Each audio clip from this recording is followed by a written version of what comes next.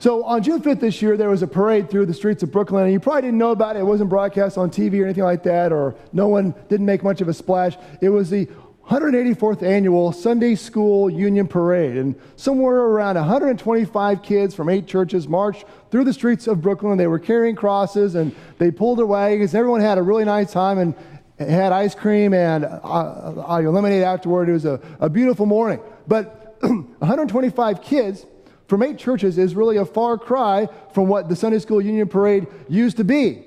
On June 6, 1946, for example, was the 117th annual Sunday School Union Parade, and 90,000 children marched through the streets of Brooklyn. The state legislature canceled public school on that day. It was a Thursday, and there was row after row of little girls in starched dresses wearing white gloves and little boys with white shirts and clip-on bow ties, and there were brass bands and there were floats, and parents and grandparents numbering into hundreds of thousands lined the streets. The young students marched past a review stand where sat the mayor of Brooklyn and the governor of New York and a justice of the United States Supreme Court. And we hear about this, and we can scarcely believe that it once happened this way. It doesn't seem like right with where we are in our society and culture. It seems like some kind of fantasy land. But I think it underlies something that a lot of us are talking about, and that a lot of us feel, and is indeed being discussed widely, is that the role of the church in America is changing. And the church is changing. And most people say that we are now living in a post-Christian nation. And what does that mean? It means that the assumptions about the nature of life and the moral certainties and the habits and practices are not nearly as uniform as they used to be. More and more, it seems like Saturday and Sunday are interchangeable days, and posting the Ten Commandments in public places is a very controversial thing. And so we have to ask, what is the role of the church in this time when more and more people say, well, we don't need the church? What is the role of faith in an age when faith is a very countercultural thing? How do we follow Jesus when to many Jesus is the enemy? Or worse, simply not a relevant person? Well, one of the benefits of believing in Jesus is we are given the ability, we are given the power, we are given the authority to live better than the circumstances seem to offer. We're given the ability, we're given the power, we're given the authority to seem better than the circumstances seem to offer. We know, if we're Christians, that Jesus is in charge, and that he is holding all things together, and that his love for us, his lordship over the world, that is the ultimate reality. And Christians are able to stand firm and stand tall amidst the storm because we know the waters will not overwhelm us. We're willing to run into the fire because we know that we will not be burned. And where others see a crisis, Christians are given the ability to see an opportunity. Let me give you a great example of this. During the first century, a common practice in the Roman Empire was to leave unwanted infants and the poor and the sick and the aged exposed to the elements. Simply just allow them to just die in the streets. And you'd be walking through the streets of cities in the Roman Empire, and you would literally have to step over people, young and old, as they were laying there dying in the gutter. That's a crisis. But the young church, who was only a few decades old at this time, saw an opportunity to follow the biblical mandate to care for the weakest among them, for the poorest in their midst. So they would take these people in, and they would lead them to Jesus and care them and raise them as their very own. This did not go unnoticed by a pagan order who called Christians the most virtuous people in the world. He wrote these words to the Roman emperor. He said, "The Christians have found the truth, and as we have learned from their writings, they have come nearer to truth and genuine knowledge than the rest of the nations, for they know and trust in God, the creator of heaven and of earth." Now, they didn't win a theological debate for that order to come to that conclusion. They didn't pass laws. They simply lived what their law said. They simply did what the Word was telling them to do. Now, a lot of people today say we're living in a time of crisis. But as Christians, if we trust Jesus to be our steadfast anchor and our hope, if we trust Him that He's in charge of all things, this can be a time of incredible opportunity for the church. One of the crises we face, I think today, first one I want to talk about in this sermon series, is the crisis of fear. We live in a time when we are tempted to fear at every turn, to fall into the trap of fear. And there is a lot in the world that seems to just scream out to us, be afraid. It seems like chaos and evil are on the march. The Islamic Republic beheads Americans on YouTube. There are whispers that there are cells already in this country.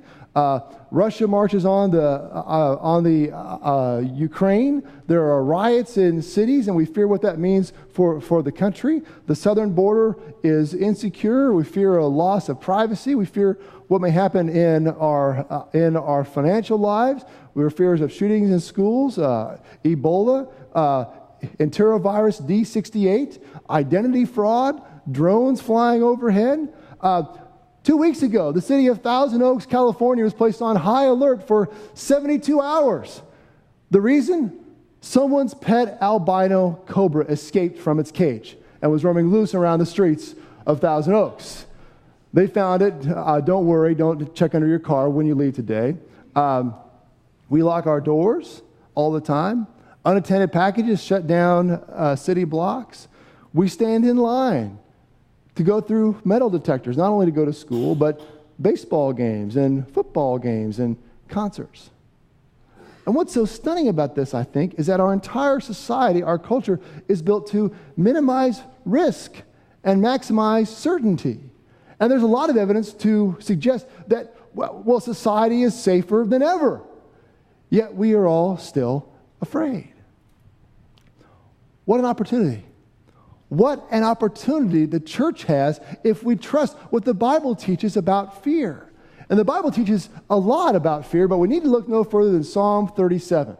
We are taught this psalm was written by David himself, who knew a thing or two about overcoming fear. And there's a pattern in Psalm 37 talking about fear. We are given a command, number one, and then we are given a covenant of what God will do. And this is the pattern. There is a command, and then there is a covenant. Command and covenant, again and again and again. And there's a reason for this. Jesus just does not command something because he is opinionated, or he wants to see things just so, or he wants to arbitrarily exercise his authority over us poor human beings. God commands things because they are good for us and because they align with reality. And the first cycle of command and covenant, it teaches us, don't be paralyzed by impermanent things. Don't be paralyzed in fear by impermanent things. Psalm 37, verses 1 and 2. Fret not yourself because of evildoers. Be not envious of wrongdoers, for they will soon fade like the grass and wither like the green herb. The command in the face of fear here, it's twofold. Do not fret evildoers. Do not be envious of wrongdoers. Now, what does it look like to fret someone who does evil? Does this mean that we should not be concerned when people do evil? Does this mean that when ISIS drives Christians out and beheads reporters on YouTube, that we should just be casually indifferent about it because, oh, God has it handled anyway. He'll take care of it one of these days. If we see someone being cruel to somebody else, we should just grin and bear it because God has it all under control? Well, that's not what fret means. Fret means the complete opposite of that. The definition of fret is to be concerned without action. Is to be concerned without action. To fret is to be paralyzed by fear of what might actually happen. Now, I was reminded recently that when I was growing up, we had a bully on my school bus. Actually, his older brother began bullying me first, and then I looked forward to when he began driving and would stop riding the bus, but then his younger brother began bullying me as soon as the older brother moved on. So I was blessed in that way. And I got to the point that I did not want to ride the bus at all. And in fact, I said most of the night before the bus picked me up, worrying about what that bully was going to do, concerned about what might happen on the bus. And when we fret something, we allow it a place of undue power and influence in our life. We give it a position that really only God should have in our life. What we do is we place fear on the throne of our life rather than the Lord, whom we adore and whom we worship. Now, the same thing goes for those who are wrongdoers. Have you ever yelled out in frustration your finger at someone saying, but he's cheating. He's cheating. Anyone ever done that? I plan on doing that today at about 4:30 during the Chiefs and Broncos game. Because everyone knows the Broncos cheat, right? They cheat. They cheat. How can you anyway? All right. Even faithful Job asked God, why do the wicked prosper? Why do the wicked prosper, growing old and powerful? Sometimes we're paralyzed by fear because someone else is taking ethical shortcuts or making decisions that are morally questionable, and they are seemingly getting ahead while they're doing it. We're playing by Marcus of Queensberry rules while they're punching us below the belt. And gosh, if I don't bend the rules a little bit, if I don't cut a few corners, if I don't shade the truth a little bit, take some liberties, well, then I'm going to fall behind that person. Jesus tells us, don't fret those people either. Now we hear this and we think, well, that's just wishful thinking. That's just a hopeful fantasy. It's not true. That is reality. That is reality. Fretting evildoers, envying wrongdoers is akin to ignoring the law of gravity. Jumping off a building and saying, off a 10-foot building and saying, I'll be fine because I don't recognize the law of gravity. I'll be okay. It's similar to building your life around 29 hours a day rather than 24 hours a day. And this is because evildoers and wrongdoers, they're not built to last. They are impermanent. They're a vapor. They're a wisp. Or as David put it, they will soon fade like the grass and wither like the green herb. What is eternal in this world, what has lasting impact upon our life, is what has been ordained by God. It is what Jesus is doing. Evil and evildoers, they don't have the final say. They just don't. Jesus promised, take heart. I have overcome the world. Well, what happens if it all just goes wrong? What happens if we do this and it all just goes wrong? One day I said to that bully on the bus that I was done fretting, not going to listen to you anymore. So we met in the field behind my best friend's house, and I had visions of glory, of this meek little boy rising up and defending himself like happens in all the movies, like a Christmas Story where Ralphie beats up the bully. You remember that? That's what I envisioned happening to me. Well, my visions of glory turned into visions of gory, as he just absolutely beat the tar out of me. It wasn't even close. I was bleeding so bad. My friend stepped in and stopped the fight and everything, and my shirt was just covered in blood, and it was terrible.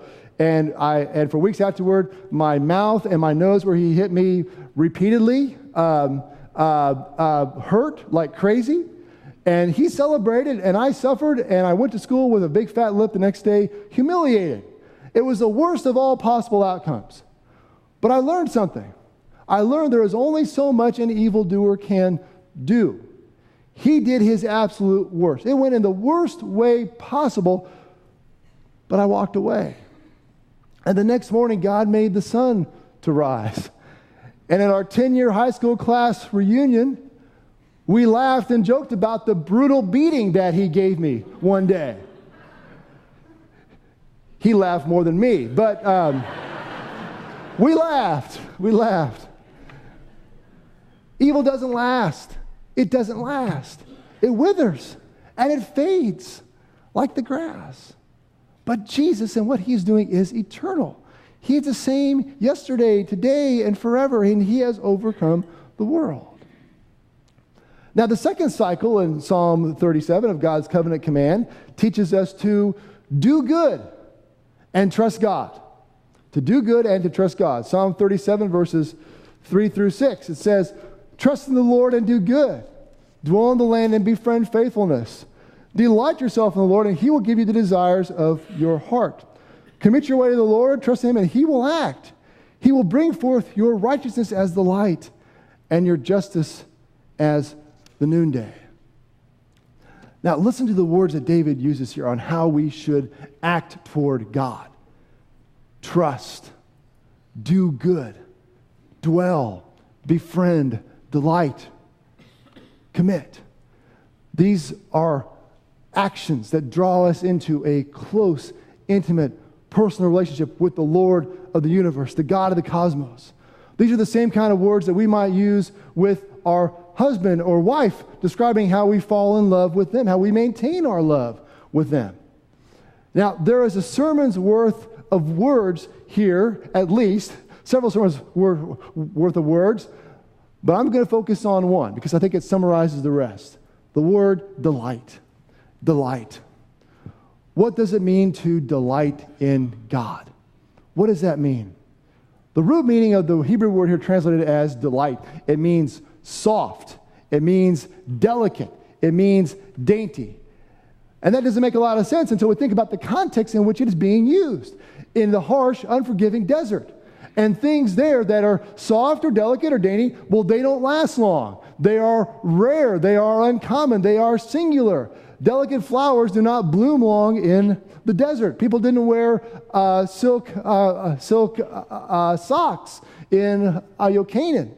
So the intention here is to say that we should have a rare love for God, an uncommon love for God, a unique love for God, a singular love for God. That our love for God is unrivaled by anything else in our life. How many things can we say that we delight in? By definition, delight only happens to rare things. Now, Jesus described just what delight means in Matthew 13:44. The kingdom of heaven is like a treasure hidden in a field, which a man found and covered up. Then in his joy, he goes out and he sells all that he has to buy the field. That is what it means to delight in something. So what is that one thing that you would sell everything else to obtain, and you would do it with absolute joy? Our boys' attention now is firmly attuned to Legos. Everything is Legos, especially Star Wars Legos. They get their allowance and they take the spend portion as fast as they can to the store to buy more Lego sets. They watch videos on how to build Legos. Their rooms have become giant Lego museums and sanctuaries. And beds are not for sleeping in, but they're for building these vast new worlds from plastic bricks. They live this Lego-centered life, and they do it with absolute joy. And for the meantime, we're happy to let them do it because they're playing together and not fighting for a while. But that's what it means to delight. Delight is the joyous center of our life. Can we say that Jesus is the joyous center of our life? Can we say that? That's what it means to delight in the Lord. Now, this is the command that God gives, but what is His covenant? What is His covenant? That if we delight in Him, His covenant is that we can trust Him to bring about our very best self. Our very best self. Psalm 37 again. He will give you the desires of your heart. He will bring forth your righteousness as the light and your justice as the noonday. Now, the eternal quest of humanity is that each of us believe there is within us, maybe just lurking beneath the surface, there is someone who is more capable, who is better equipped, who is more dynamic, who is more charismatic, that our best self is somewhere in there. And we long to meet that very best self. And there have been tens of thousands of books and self-help seminars and DVDs that have attempted to answer this question and unlock this better self. For a millennia, philosophers going back as far as Socrates have sought to uncover this best self that we all know exists, that just bubbles right below the surface, the self that we fear more and more with each passing day we will never meet. Well, this desperate longing for our best self, well, this is God's gift in our life. This is part of what it means to be made in the image of God. And it is our seeking and our searching to become what He has made us to be. Dallas Willard put it like this.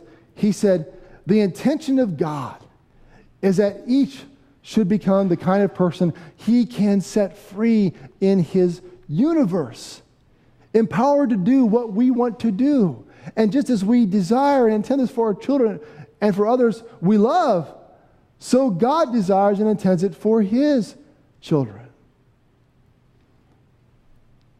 We get to the point of being set free in the universe, not by empowering and exploring ourselves, but by delighting in and developing our relationship with Jesus Christ, by exploring Him and empowering His Word in our life.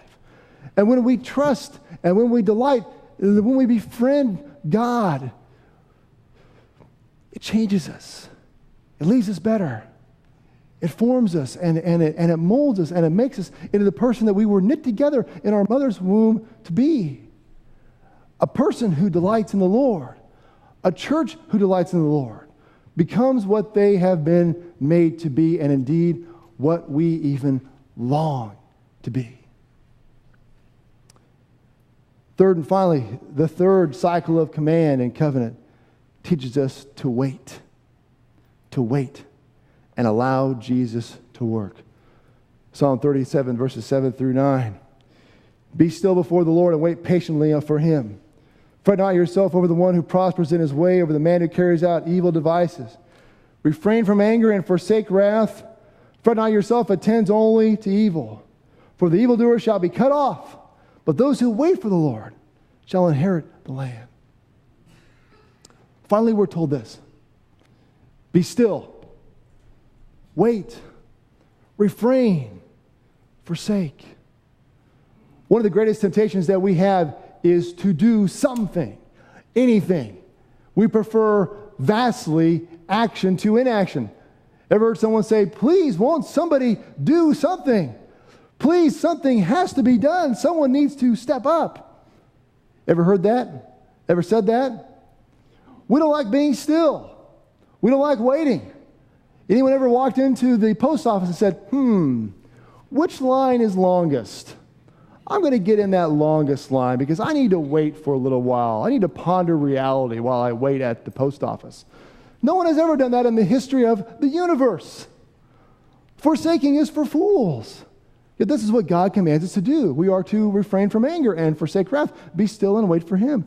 And the reason is because, we just don't trust God to take care of our problems. If I'm going to go down, I'm going to go down fighting. I'm going to take matters into my own hands because I may believe His justice is coming, that He is going to act, but eventually, but it's not going to be soon enough to help me. Now, both Jesus and Paul compared waiting to giving birth. Now, this is something that I don't want to say I know from a firsthand perspective, but I've been close to the process. And we waited for our little daughter for a long time. And she was about 10 days overdue, which just felt more like 10 years overdue. And we waited and we waited and we waited and we waited, but there was never any doubt that she was going to arrive.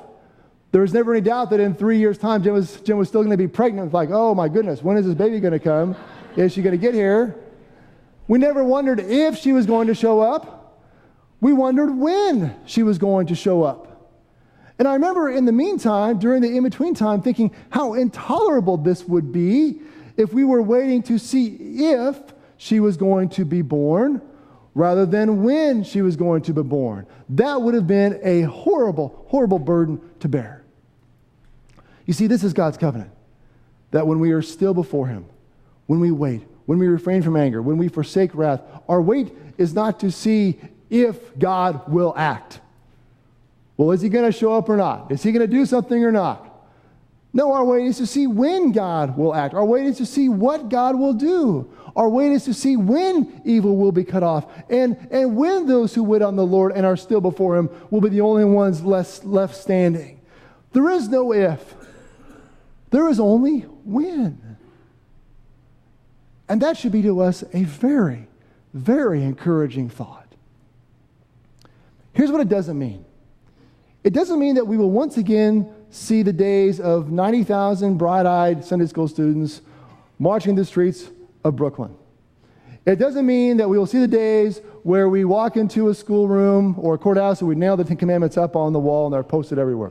It doesn't mean that Sundays will look like they used to look like. It doesn't mean that my life will be restored to exactly the way I liked it, or even that broken relationship will be mended and fixed.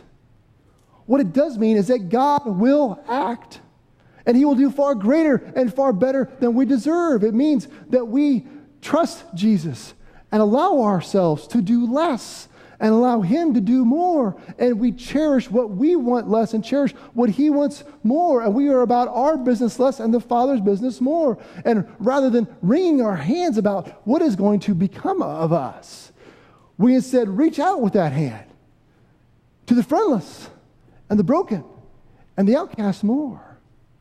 It means that we must decrease and He must increase. What an opportunity we have. What an opportunity we have. My friends, let's shock the world by being the church of Jesus Christ. Let's absolutely shock the world. It begins with giving over our fear and waiting in faith for Jesus to show up.